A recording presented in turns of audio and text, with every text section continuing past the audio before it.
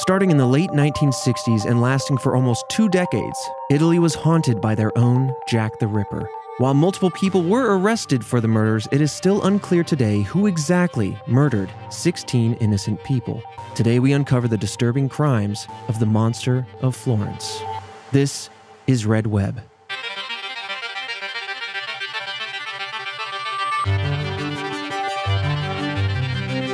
Welcome back, Task Force, to another episode of Red Web, the podcast all about internet mysteries, unsolved true crime, and a little bit of just a seasoning, a zest, as it were, of supernatural phenomenon. I'm your resident mystery enthusiast. Joining me hearing this case for the very first time, Alfredo Diaz. That is true. That is the herbs and spices that go into the zest that is this little amalgamation of a podcast. We're like KFC and Dr. Pepper, yep, but for crime. Exactly. If you got a hunger for crime, we're going to feed you. But it's our secret sauce, and you'll never know. Foremost, I mean, you're talking about like a Jack the Ripper-esque style case. I'm instantly intrigued, right? Yeah, it's been a while. The world as a whole, media, Hollywood as a whole, has been intrigued by this person. Yeah. There's been movies, books, all that kind of stuff. It's a very sad but interesting topic.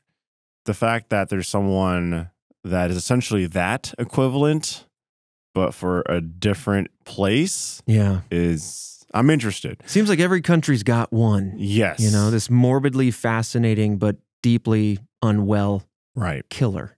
Now, the fact that they got away with it, I mean, we've talked about it a lot. The further back you go, the easier it gets to get away with murder, it seems. It does seem that way, yeah. Less technology, etc. 1960s? Yeah. That's not too far back. It isn't. And lasting 2 decades. This is an interesting case. I'm not going to spill those beans just yet. Yeah. But as we get into the suspects, after we talk about the case and the investigation, we're going to talk about some suspects. And there are some conclusions in play, and I'm very intrigued to get your take on them as we uncover them. Because again, a lot of people, it still feels very unclear. There was some closure, but then not. And then kind of like a nebulous ending. So the interesting thing is there's some closure. Usually it's either there's closure or there's not. Right, exactly. There's no middle ground, but it seems like we might have some here. Oh, absolutely. Now, of course, as you can imagine, some sensitive topics in play will be in the description. But with that said, let me wind you back. We're going to wind back the clock to August 21st, 1968. There's a lot of Italian names. I'm going to do my best to pronounce them appropriately. Christian's on standby to lock me in. He took Italian. What other language, by the way, do you know, Christian? Let's just get that out in the air. Look, it was 2 semesters in college, so I think I'm an expert in Italian. That's how it goes. That is how it goes. Man, you're just a polyglot, as they call it. An amateur polyglot. That sounds like a medical condition, but it's a compliment. Multiple languages. Perfect anyway, guy to have in a chair, though. Yeah. So August 21st, 1968, as I said, Antonio Lobianco and Barbara Locci were found shot in a car in Signa, a small suburb outside Florence, Italy. Immediately, we're seeing a few elements here that will repeat through various instances. But of course, the locale being the small suburbs outside of Florence is kind of where the monster gets its name. Okay. That put me on a random tangent. Okay, let's explore. So I'm thinking like, okay, 1968, someone goes up randomly, right? If you drive somewhere, go up randomly to a car, a secluded location, fire off a couple shots. Yeah, it's going to be very hard to locate who that person is unless they really messed up. And so I was like, what is like that equivalent these days with all the technology? And I was like, what if, can someone strap like a knife to a drone? Because those things fly miles away. There are drones now. And they go fast. This is I didn't even think about it. I was like, a drone could be used as a weapon. 100%. And baby drones can be used as like, they just fly into you. There's also, in reality, this is going to get more because this is real talk now, because this is modern warfare. A normal drone, a few hundred feet in the air, invisible. Can't see it, can't hear it, got to know to look for it. And they can drop all sorts of packages, as it were. Yeah. It's a very spooky time. Because like drones are just, you could purchase a drone and I mean, even for like $1,000, half of that, you can get one that goes like miles away from you that you can see on your phone. Yep. And they go fast, like 100%. Oh man. You'd have to hope that there's some sort of like signal or some way to intercept the signal, and so maybe you can like identify through that, but you can bounce through relays and anyway, it's a real spooky edge of warfare, it crossed my mind. Okay. Yeah. So, in case you're not aware, let me take you to Italy for a second. Florence is the home of many landmarks. It's a well-known city. Mm-hmm. It's the Renaissance era art kind of home. And it's also the largest city and the capital of the Tuscany region.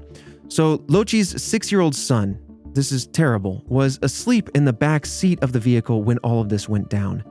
After he woke up, he ran to a nearby house in order to get some help. This was around 2 a.m. And disturbingly, it's unknown if the killer intended to leave the young boy alone and alive, or if he simply overlooked him when the incident went down. Yeah.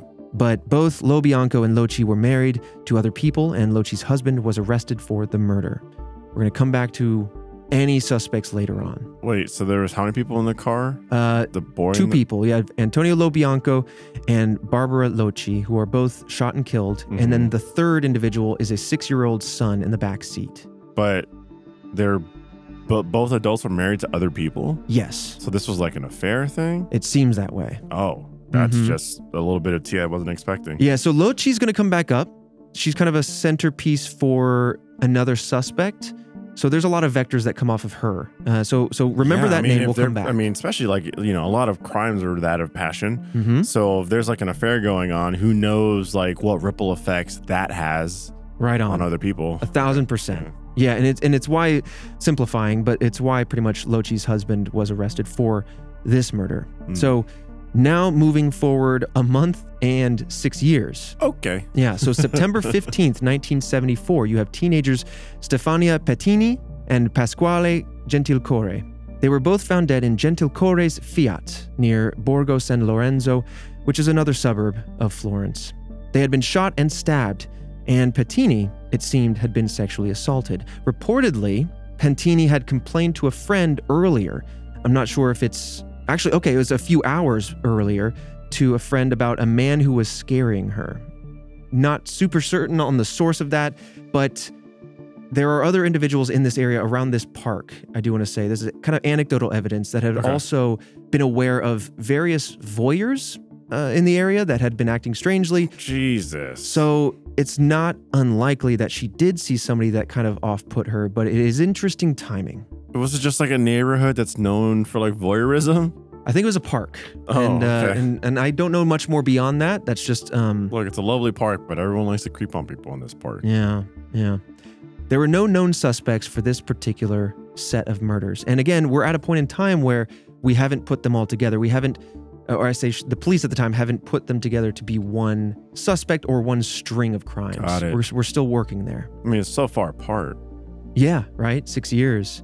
And now we're going to jump again, about 7 years. June 6, 1981, Giovanni Foggi and Carmela De Nuccio were shot and stabbed near Scandici. The killer also mutilated De Nuccio's pelvic area, taking a portion of her body with what the medical examiner called a notched knife. A knife basically with the serrated notches on the back. Yeah. It is unclear by the wounds whether this knife was damaged in some way or if it was a specifically designed knife to have those notches intentionally.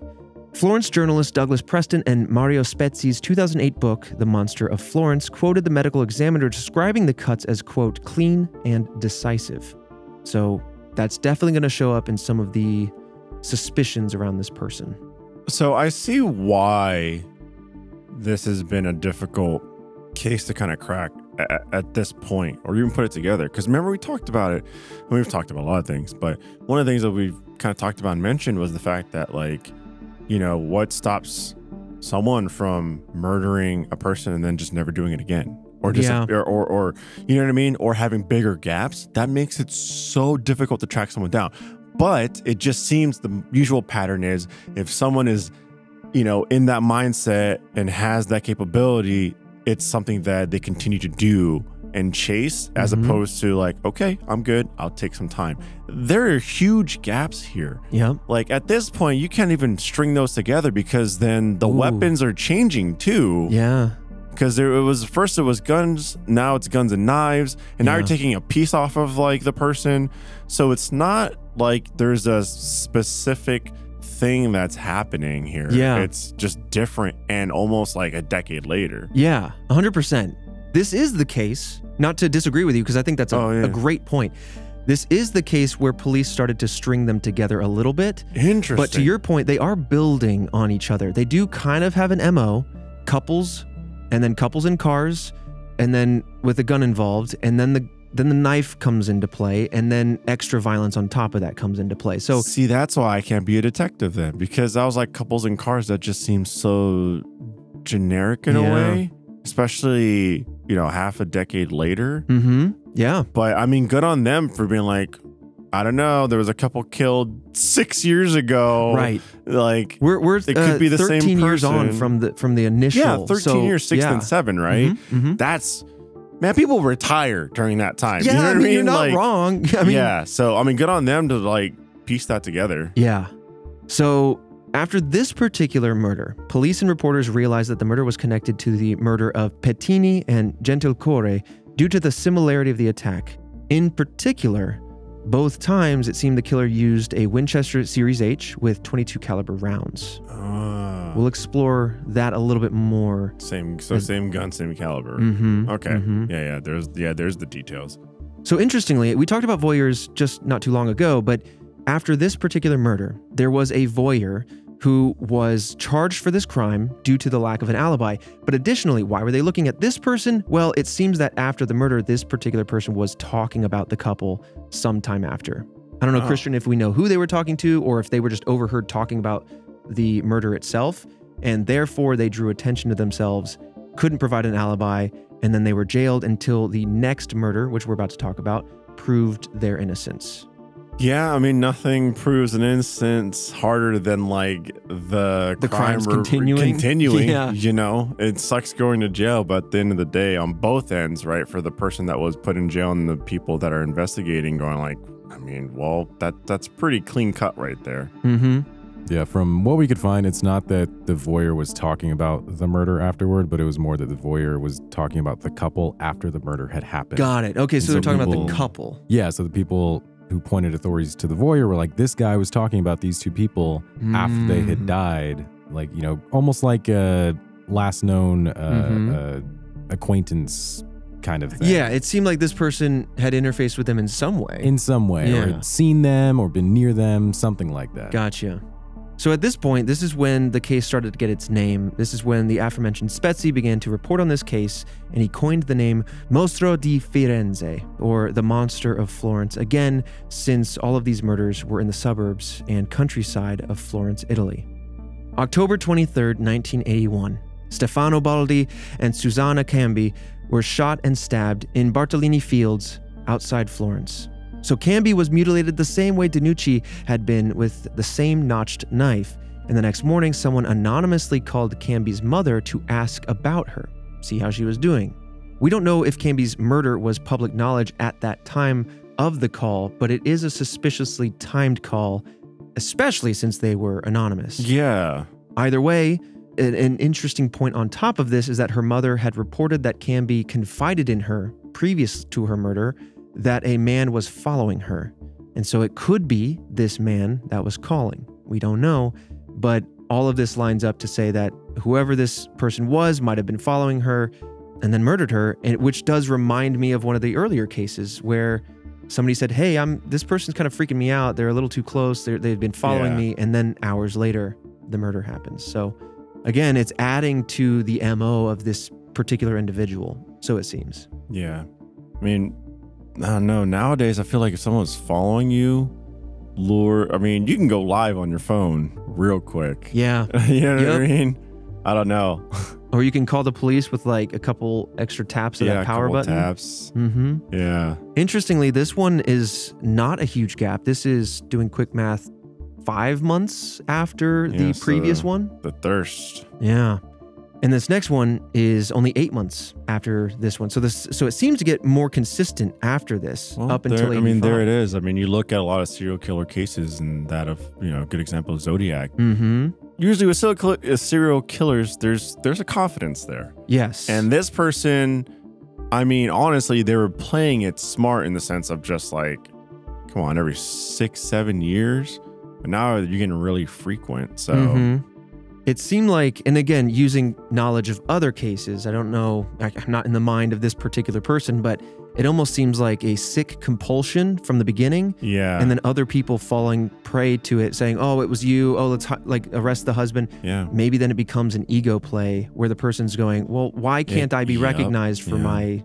They think of it as an art. There's a lot of cases, where they do that. That's why they have their MO, and they like to have a name, and they even sometimes contact the police and be like to correct them. Even sometimes, yeah. Has there ever been, just quick question, a murder case or like a serial killer of a person that just does it in different countries? Because it always seems like it's somewhat locked into an area for a certain amount of time and then go somewhere else. Well, there's the one theory that the serial killer here in Austin many decades ago, the servant girl annihilator, so to speak, was the same individual as Jack the Ripper. So there is a theory that somebody leapt country. Yeah. But yeah, have you found anything, Christian? I was just off the rip found search. Yeah, there was I don't know how to pronounce his name. Jack Unterweger was from Austria, and he committed murder in Austria, West Germany, Czechoslovakia, and the U.S. Unterweger. Unterweger. That sounds far more correct than what I said. Wow. Interesting. I just never thought about that, because usually it's like, right, it's like in an area. Yeah. I mean, maybe they go. Even cases here in the States, it'll be like they stuck to Pennsylvania. Exactly. Or whatever. Yeah, they barely cross like state lines and stuff. Yeah, because they usually have like a base of operations like that. There was like some killer in the LA, kind of extended LA area, who had like this barn with a bunch of bodies. Jesus. A lot of sickos. Okay, so again, this next case only about 8 months down the road here, but June 19th, 1982. Paolo Mainardi and Antonella Migliorini were shot and stabbed on a busy road in Monte Spertoli. Mainardi died from his wounds in the hospital. Police released a sketch, and this is the first time we have one, of the suspect after this particular murder. A sketch with which I have placed in front of you, Alfredo, that first image. Bang. He's bald. He's bald. On the top, Just, on the sides. On the top. He's rocking some thick sides. It looks like, an older Italian man, maybe in the late 40s. They made him look 50s. pissed. He just looked angry. This is probably the most angry suspect drawing. What do they call them again? Quite the round face. Suspect sketch? What is it? Sketch. Like a facial composite? Yeah. Yeah, sketch artist. But I imagine that would be his face after committing or attempting to commit murder. It's just, it looks like an older Italian guy. Yeah, not a lot to go off of, unfortunately, but this image... Well, I have more information to come back around to on this particular image, but September 9th, 1983, a year later, 2 male German tourists, this time Wilhelm Friedrich Horst Meyer and Jens Uwe Rusch, were found shot in Galuzzo. So police theorize that the killer may have mistaken Rusch's long hair for a woman's. Regardless, the two were thought to be a couple. Again, that's part of the MO, and maybe they were just seen from behind. So it goes to tell you a little bit about this individual, that they're making these decisions on the fly. Not always are they hunting these people down, watching them for a while, and then taking action. Sometimes it seems like they're just in the mood. There's a couple right here. I'm doing this. Jeez. Whatever. Several months later, July 29th, 1984, Claudio Stefanacci and Pia Gilda Rontini were shot and stabbed, also in a Fiat, in Vicchio, which is only 8 kilometers or so from the murder spot from 10 years prior in 1974. So not too far away from a previous murder, but also in a Fiat. Not that it isn't a popular car in Italy, but it's interesting that it's a similar vehicle. Now, Rontini had been mutilated similar to a past victim. Her left breast was removed from her body. Jesus. Yeah, pretty harsh. Now, a little over a year later, September 7th, 1985, 2 French tourists this time, Jean-Michel Kraveshvili and Nadine Mario, were the last known victims outside San Cassiano in a wooded area. Kravashvili was found a short distance away from their tent, presumably trying to escape. This was the only murder where the couple were not in a car. Oh, yeah, I was about to say yeah. I hate the previous fact that one of them might have lived long enough to try to run away. It's terrible. If you go, you hope it's quick. Yeah. This is why you don't touch grass, man.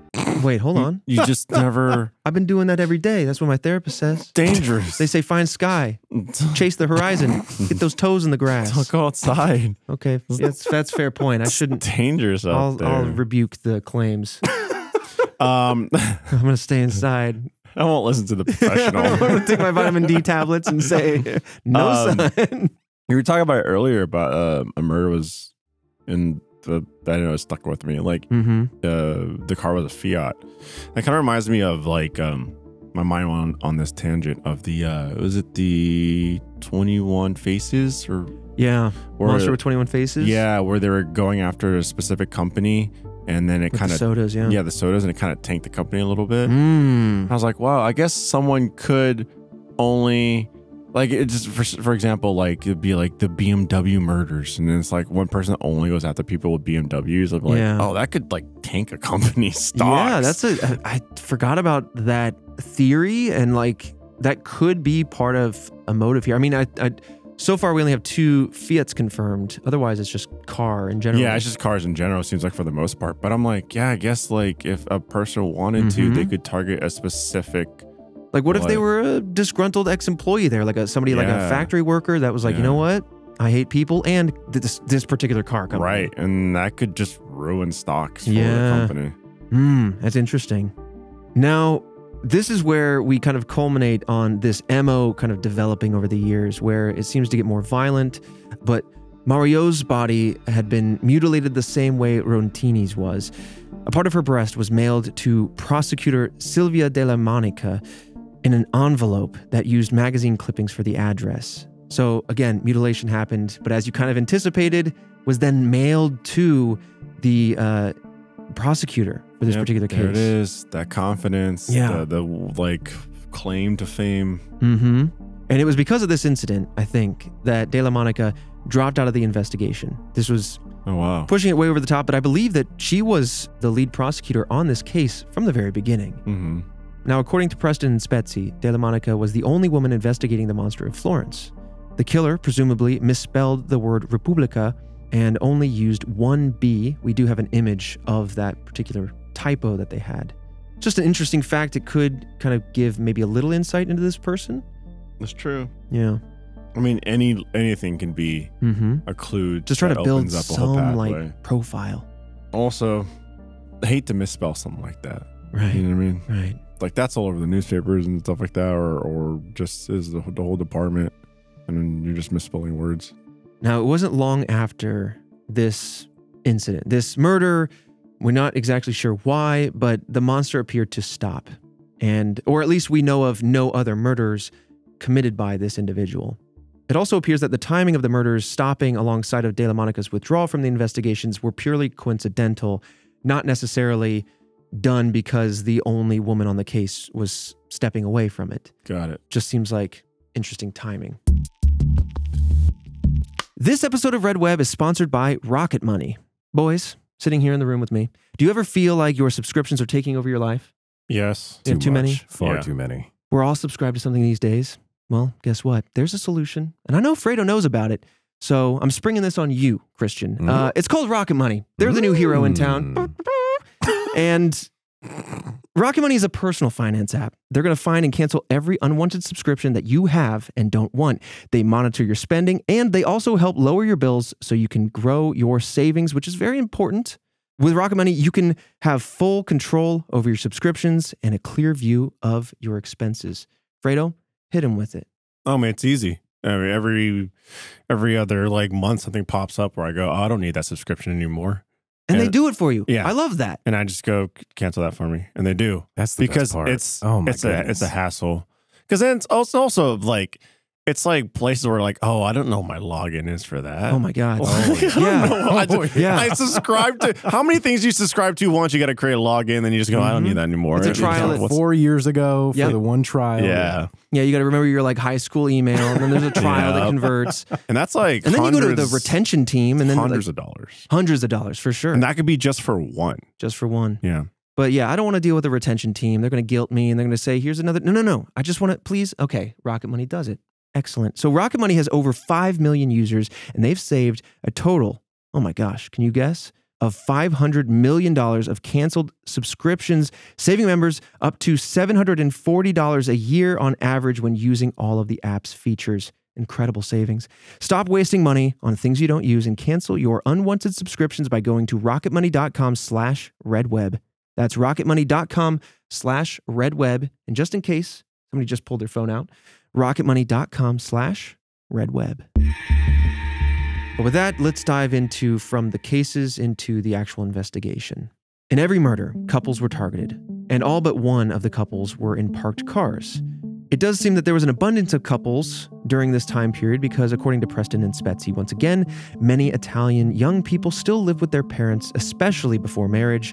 And so if they were to want to do stuff together, date, see one another, it would usually be, in the car going somewhere, or even going to a place, parking on a lookout, the beautiful rolling hills of Tuscany, a little kiss, a little smooch. Yeah, a little movie theater, hole under the popcorn bucket. Well, hold on.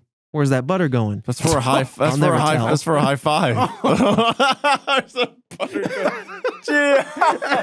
Oh no! It stays in, Nick. It stays in. We only have 4 or 5 more episodes. It stays in. For now. Okay. Task Force knows the news. For now. Anyway, coming back to this case. Forget the butter.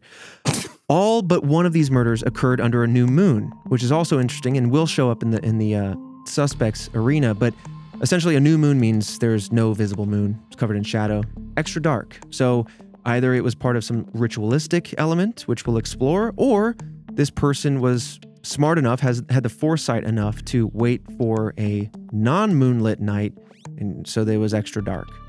Who knows? Interestingly though, on top of the crime, obviously on top of the murder, nothing of value, like wallets or anything else, was stolen from these victims. Never asked about that. Yeah. So again, we're kind of building a profile, so to speak. You can kind of get a little bit into this person's head, but not entirely. Just enough to go like, well, maybe we can kind of look at the suspects we have. Yeah, I'm just so curious as to white couples. Mm-hmm. You know, there's a reason there. Mm-hmm. Yes, indeed. Now, as we talked about before, all the victims seem to be shot with a .22 caliber Beretta pistol using Winchester Series H bullets. I believe earlier I might have misspoke and indicated that the gun was a Winchester Series H. That is the ammunition. It is a Beretta pistol. Preston's book pointed out that this isn't too surprising, though, since these were the most commonly sold bullets in Italy at the time. That is also something I want to earmark for later, but he believes that the nature of the crimes is better evidence to consider, that the MO is what will lead you to the person. That's what stitches things together, not so much the very common .22 caliber bullets. Yeah, I mean, that's the most common bullet, then like, good luck, that list is long. Mm-hmm. Now that said, the particular gun that was being used seemed to have some sort of defect. Christian, was it the specific pistol the murderer was using, or was it the series that the pistol came from? Like, is it a one-off issue, or is it just this a model issue? Yeah. That is a very good question. We did not look into that.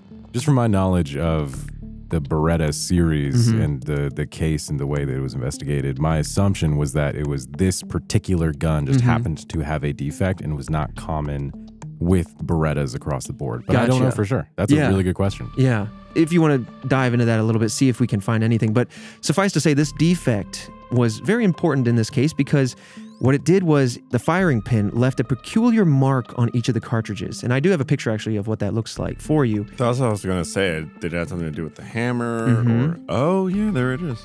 And again, I might be getting ahead of myself, but I believe it wasn't investigators, but instead somebody who mailed into the investigators that pointed this out, that they had found this defect, this little very small rectangular impression on the back of both of these bullet cartridges.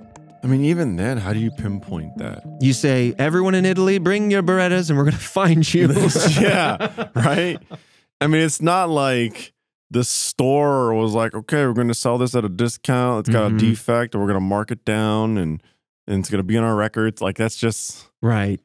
I mean, it's a very unique defect for sure. You don't see bullet casings with that kind of marking. Yeah, but I just don't know how you track that down. Yeah, it's interesting because I think what it does is solidify the connection between murders, because that's true. These were both left behind. Copycats, 100%. Yeah, if there's copycats or a group or something, unless everyone's sharing this one pistol, but.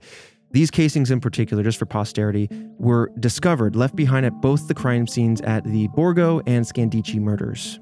So while Christian explores that, we're going to go ahead and continue on with the investigation. But because of the surgical precision used in the victim's dismemberment, like in many cases covered in the past here on Red Web, there were a lot of rumors flying around Florence that it must have been a doctor that committed the murder. I mean, when you talk about a knife and you put the word precision close to it like you did earlier, it's got to cross your mind. Right. Especially when it's, for lack of a better word, dissecting a human being. Right. That is true. You know, was it always the female? Yes. The genital parts, a breast on two other individuals. So yeah, it seemed to be that way. Wow. After the murder at Bartolini Fields in 1981, another couple informed the police that they were in the area that night when they passed a red Alfa Romeo within 2 inches at a, quote, bottleneck, as the Preston and Spetsy book described. Police made a sketch of their description of a nervous-looking man in the driver's seat, which they did not release until after the murder in 1982. So again, that's the sketch that you have. That's how they got it. Yeah. And so in regards to the question on the gun with the defect and whether that was specific to that individual gun or if it was like a model defect. Like a model defect, it was confirmed to be that specific gun. Interesting. So that's what allowed authorities to understand or presume that this was committed by the same person because of that defect. That's fascinating. Yeah, it is. A little serendipitous too. Also, like, why would you keep using that then? They probably had no idea. I mean, it still worked. Oh, that's true. It worked, but you're not going to fire off at the scene of the crime and then go to check your shells. Right. Yeah. Imagine your firing pin had your initials on it or something. Damn. Yeah. You're like, it worked. I'm out. There it is. TC. No! Yeah, no. So, of course, police had received many letters from the public about this, air quotes, monster, and more, of course, came in with the eventual release of this police sketch. One anonymous tip came from a, quote, friendly citizen in 1982 with a newspaper clipping of a murder from 14 years earlier, Lobianco and Loci. They implored the police to revisit Lobianco and Loci's murder, and they realized the same gun was used at that crime. Again, reiterating that this came from a friendly citizen noticing that, which is huge, or someone who knows something. So this led to Loci's husband, who again had been previously arrested. He eventually was released in 1984 from jail since the murders continued after his arrest. I mean, that's a long time, though. A long time. So now that he's released, the police are looking a little closer at other things, including his statements in police interviews back from 1968. These interviews led police to investigate his family and acquaintances, as well as Loci's other former lovers. So she had been seeing other people now. So the web kind of expands. They were referred to, by the way, collectively as the Sardinian clan, since they were all originally from or still lived on the island of Sardinia. Loci's husband had confessed to the murders, just for the record, but then took it back and then implicated his family. It's a very interesting turn of events. Yeah. With this anonymous tip and discovery about the same gun being used, police took his statements on his family a little bit more seriously. Regardless, the murders continued while 3 Sardinian clan suspects were in custody. So, again, they're like looking at these 3 individuals. The crimes continue on, and so they're like, well, I guess maybe it isn't these 3, so let's go ahead and release them. Police were still focused on one of those 3, Salvatore Vinci, who was Loci's former lover, and there were rumors that his wife's death was not actually a suicide. So he is surrounded by death now. Oof. And that's why the police, regardless of the crimes continuing while they had him in custody, are like, we're still looking at you. So he was imprisoned in 1986 for Loci's murder, and after 2 years in jail, he was acquitted. But since the monster murders had ended, some police remain unconvinced on his innocence, saying that, well, he's released, but the murders stopped, so we don't really know. Like, they stopped before he went to prison, right? Yeah. So it's hard to say. Yeah, unlike the previous person who was locked up. The husband who went away. Continued. Yeah. So with that, the trail of Loci's extended family and lovers mostly went cold. This is where we turn to the suspects, where we have a lot of extra information, but let's just dive in. A farmer named Pietro Pacciani became a suspect for the Monster of Florence in 1994 after police received an anonymous tip and found his name in a list of criminals. This was a computer-generated list of all prisoners who were arrested for sexually related crimes, but were free at the time of the Monster of Florence spree. Basically trying to pull together as much known evidence as possible and being like, well, who would fit this MO a little bit and was not in custody? And that's where he comes from. Pacciani was convicted of sexual crimes, domestic abuse, and murder in 1951, for which he served 13 years in prison for. Oof. There were similarities between that murder in 1951 and those of the monster killings, and police found an unfired .22 caliber bullet in his garden that was the same kind that the monster used. Though, again, I want to flag... the marking, though? It was unfired. So the firing pin is what's leaving the mark, but also it is. The wrinkle is that it's still the most commonly bought ammunition at this time in Italy.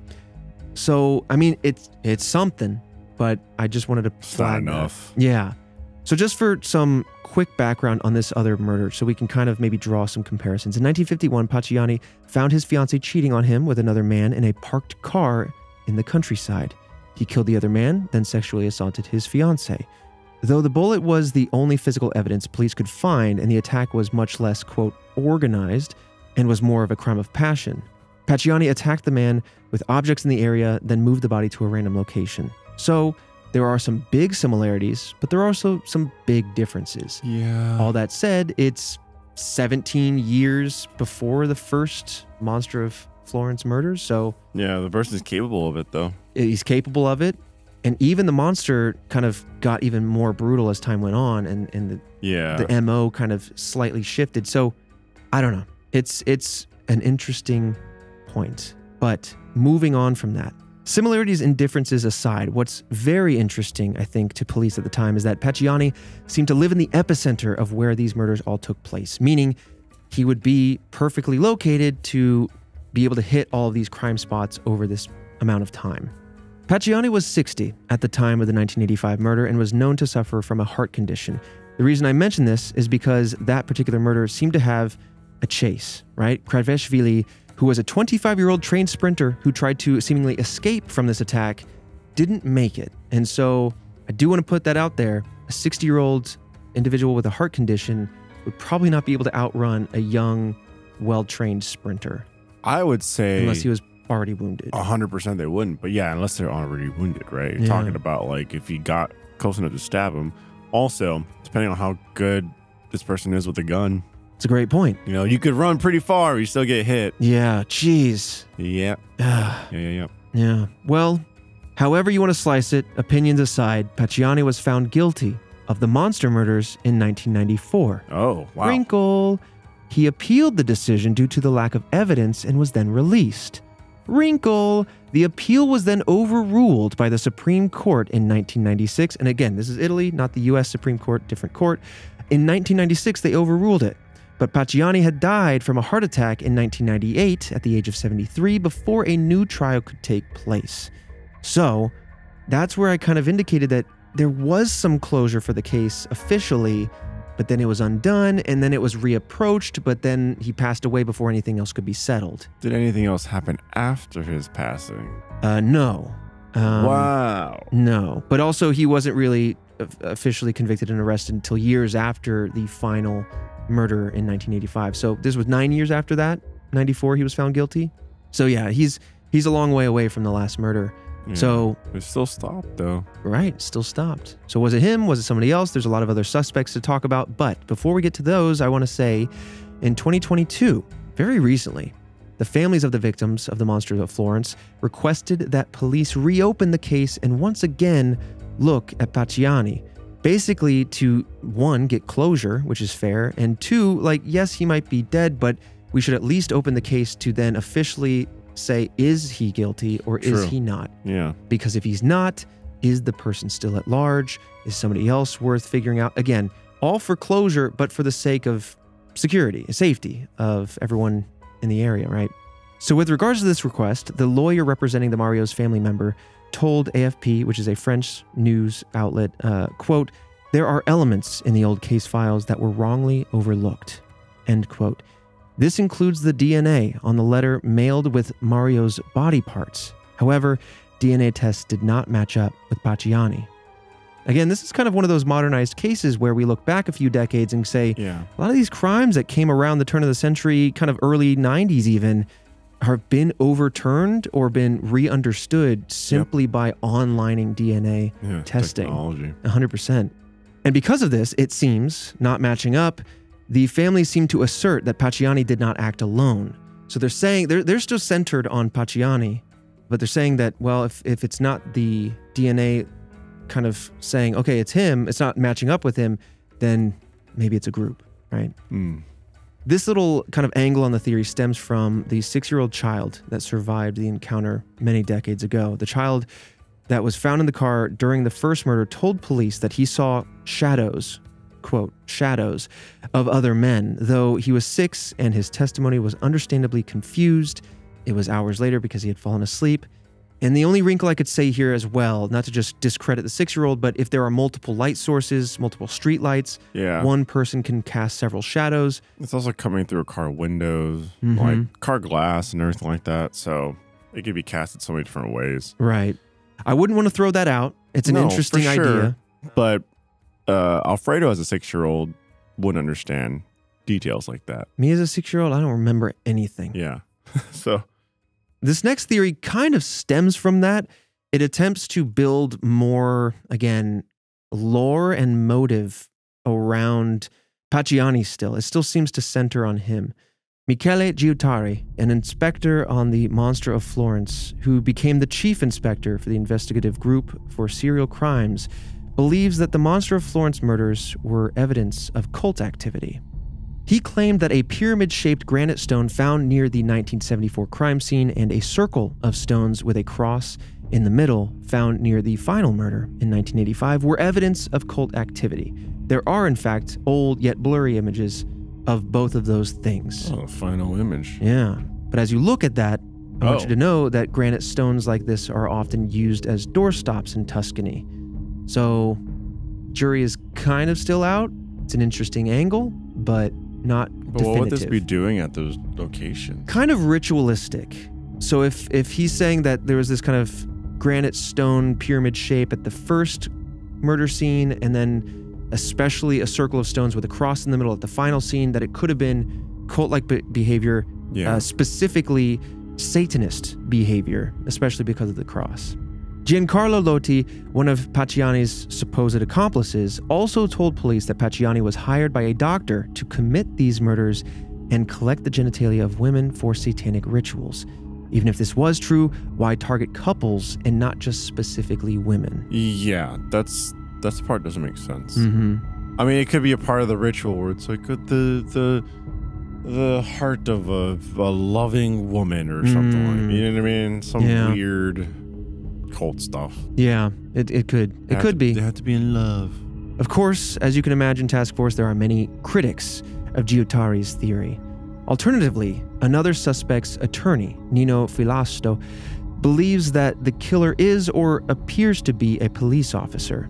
Oh? The reason I mention this is because the theory kind of expands the cult's idea over to this police officer. So we're moving on from Pacciani now and continuing on with the cult idea, if that makes sense. So whoever this is, according to this theory, is privy to police investigations, which is why he is able to evade them so effectively.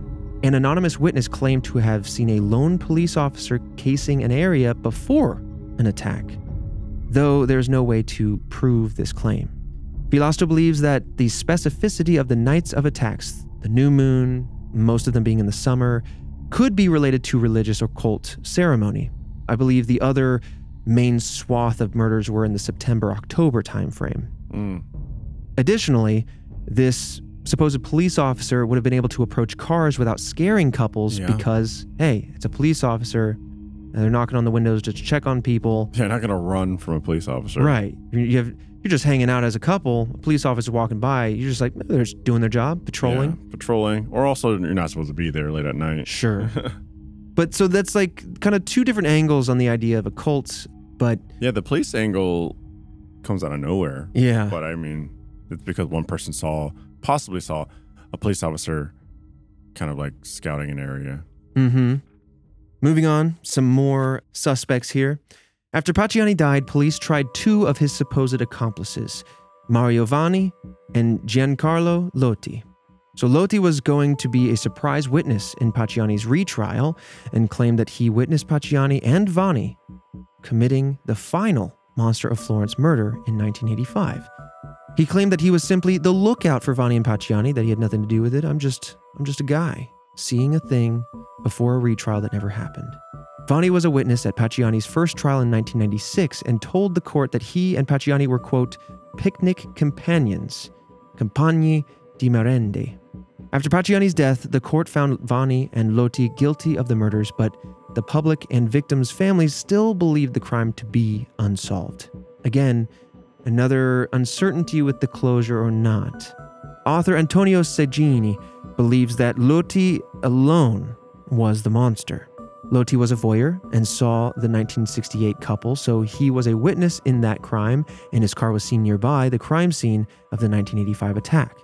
Segini believes that as a social outcast, Lotti took the gun left at the 1968 crime scene and found, quote, an identity as the Monster of Florence and copied the style of the first murder. Oh. So he's saying, yeah, the first murder was something else. He was nearby, he saw it, and it inspired him. That I never thought about that. Yeah. In like any of the cases that we've ever covered. That someone being like, oh, I want to pick up that identity. I'm not going to try to use hindsight to validate this theory. Yeah. But if one were to try to... It's a unique one. It's a unique theory. It's interesting. It could answers to why we're kind of identifying that the crimes evolve from there. Yeah. It is interesting that the next two cases take a few years, though, before kicking off. And the only other main difference, aside from the mistaken German tourists that weren't actually a couple, but could have appeared to be, all the other ones were couples. The first crime was kind of an extramarital affair, so still a couple, but not married, not, Anyway, I don't know. There's still a couple. It's just, it's not proper. Yeah, I don't know. It's a fascinating theory nonetheless. That's a very unique... I'm just trying to find patterns that support it, Yeah, that's a very unique theory. That's like a movie type of plot theory. The twist, right? Yeah. The theory continues to say that Lotti then tried to blame others as a way to explain his connections to the case. Again, he was saying, well, it wasn't me, it was Pacciani, it was other people. I was on lookout. It was my friend's car. I was on lookout, but I didn't do it. So again, that's why he can explain why he's close to these cases, might know some things, but still not a good look. If you're looking out for someone committing a crime, you're an accomplice. Right. It's whatever degree at that point. Yeah. It's not first degree, but you're involved. Yeah, exactly. You're an accessory too, at least. Now, it's possible that Lotti was just part of a trio or an even bigger group committing these murders. Again, the theories can run wild, but it is an interesting angle. Now let's talk about the Sardinian clan member that we mentioned before. So journalist Mario Spezzi believed that the Monster of Florence may actually be a member of the previously investigated Sardinian clan. Perhaps they started their crimes out of revenge and continued with strangers. Again, remember, it was an extramarital affair, a lot of emotions in play, etc. Even without physical evidence, some police focused on the Sardinian theory. But because of this lacking of evidence, but still focusing on the Sardinians, a lot of people accused them of being prejudiced towards the so-called Sardinian clan. However, some still believe that the 1968 murder is unconnected to the others due to unclear interviews, family suspects, lack of knife used, and clear motive, a husband and former lover killing cheaters. So again, it's like that first case does stand off just a little bit enough. It does. To create some fuel for other theories. man, it's a fascinating one, but I'm eager to talk about this one now. A freelance journalist, Francesco Amicone, believes that the Zodiac Killer is the Monster of Florence. Oh. So you asked about it before. I'm telling you, this man has some latent abilities, an X gene that's only just beginning to wake up. What the hell? You're calling things that, or you just have very good instincts. I did not. Okay. Which is why I like ghost hunting with this guy, or I did in the past, because you've just got the instincts. Good. So if I run into you and I say we should get the hell out of here, there's no questions. There's not me. We're gonna lose money on this production, but we need to get the hell out of here now. The comedy in me says, "Oh, I'm gonna run in with a flashlight and go, what are you talking about?" Run the opposite way, go looking for it. And the reality me though goes, bet out. Yeah. No words spoken, just turn and run. Anyway, in this theory, the 1968 murder is excluded. So once again, we're kind of dropping off that initial murder as to say maybe that was something else. Both killers targeted couples, right? Okay, so that first one didn't have a knife. Didn't have a knife. So to reiterate, I mean, we've done a whole episode, I believe, on the Zodiac Killer Task Force. It was fascinating, deep dive. It's a classic. A lot of really interesting theories, a lot of twists and turns, and a lot of people wanting to be known as the Zodiac. Yeah, that was one of the first ones I was like, why? Yeah. Why, people? Yeah. So if you want a lot of details around that case, go check out that episode. I really enjoyed covering that one, but we'll get some simplified kind of relevance here. So both the Zodiac and the Monster of Florence killed, or targeted rather, couples and sent taunting letters and evidence from the murders to police. However, the Zodiac did not mutilate the bodies. So Amicone told police that a man named Giuseppe Bevilacqua admitted to him that he was both killers. Bevilacqua was a U.S. Army veteran of Italian descent and settled in Florence after retiring from the Army. He worked at an American cemetery in Florence between 1974 and 1988. The Zodiac Killer was active from 1968 to 1969. Bevilacqua worked undercover in California at this time, according to Amicone. Amicone reports that he also admitted to him, quote, "I did not want to get others in trouble," and, quote, "they knew." Though we don't really know who they are, this is just part of his confession to Amicone, so to speak. Now, I do want to say, as I'm talking about this man named Giuseppe, it depends on the source, but some claim that his name is Giuseppe, with his nickname being Joseph. Some sources claim the opposite, where his name was Joseph and his nickname was Giuseppe. Either way, when he calls himself Joe, it does fit into the Zodiac cipher for his name. Bevilacqua testified in Pacciani's trial as a witness of the French couple. Italian police looked into him as a suspect but dropped the investigation in 2021, pretty recently, and then Bevilacqua died in 2022. Oh. Which last year, 2023, that new evidence and a new letter was decoded from the Zodiac using AI. Like they were able to, oh man, who was it? They were European, I believe, but it's so foggy in my memory. But basically, a small team was able to decode another one of the Zodiac ciphers. Yeah. Oh man, I'd be fascinated to see how that plays into this. But Amicone still believes that he may be the killer and sent his DNA to the U.S. authorities in 2023. But as far as we could find, there's been no updates on this revelation since. So we don't know if there's a positive or negative kind of result on that DNA test. But fascinating theory. God, it's like not satisfying if a killer dies of natural causes. No way. You no, know? Of course, especially they if have to live out their life and they're dead. It's like, oh, they're dead now. It's like, yeah, but they lived out their life and they shouldn't have. Right. They lived peacefully on some sort of ranch overlooking the Tuscany Hills. Yep. That is a wild theory. Just never thought about that angle either. Yeah. So in theory, we have two of the bigs jump in the pond, the servant girl annihilator hopping over, becoming Jack the Ripper, Zodiac Killer hopping over to Italy and becoming the Monster of Florence. Again, all in theory. Yeah. Very poetic. It's a good story, but also there's a little bit that it's leaning on. It's like, yeah, I don't know. There's not nothing there. It's not nothing. It's not everything. People always, humans want to connect everything to everything, but you just never think about it in that way. Mm-hmm. Right? Popular serial killer goes somewhere else, makes another big name for themselves. Mm-hmm. But then again, who is capable of doing that if they've already done it in one country? That's what I was asking earlier about, like, jumping countries, because I was like, that's got to be logistical nightmare to track down. Yeah. right? You basically start over with police that have no idea. Yeah, I would say so. They don't have any idea. Maybe they get some, like, it's one thing to like connect to other departments within the states. Is another thing, you know, and even then, like U.S. like different forms of law enforcements get at each other because of jurisdiction, let alone having to deal with overseas like jurisdictions. Oh yeah. And then like you need people over there to make the connection and have the knowledge to make that connection to like the state, you know, whatever other country. Right. Like that must just be a nightmare. Right. Like you were just saying, even in this local case, how is one supposed to just remember a murder from 7 years ago and be like, that one element is similar, let alone internationally? And because you were talking about that, it had me curious. I had to look up when Interpol was founded, and it was in 1923 in Austria. So it's been around a minute, but that's basically, and I don't know a whole lot about Interpol to be totally honest, but that would be the best way, I think, for international police so just have some kind of precincts hive mind, to talk to one another, like to share that information. But again, that would be predicated on knowing that somebody traveled, and you just have no idea. These are essentially ghosts that can willingly disappear. Yeah. Oh, spooky. Yeah, I never thought about serial killing across like different countries. Yeah, dude. That's a whole nother mess. I just don't know how you even piece that together. I wonder if someone out there is working on like some sort of wild, you know, like the Pixar theory where all the movies are in one universe and they all interspliced together in a timeline.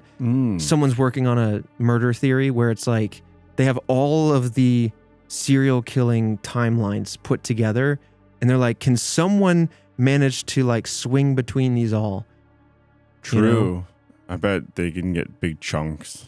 That's a spooky thought. Yeah. Well, this has been the case of the Monster of Florence. Another disturbing case with a little bit of closure, but some open doors. Not everybody is sold on the guilty parties as they've been found, but a wild one to say the least. Yeah, we'll never know if that was them and they passed away, or the person just stopped and went into hiding and lived out the rest of their days. A lot of people went to prison over this one. Yes. A lot of human time lost. Yeah. But, all right. With that said, Fredo, I'll see you next week for yet another mystery.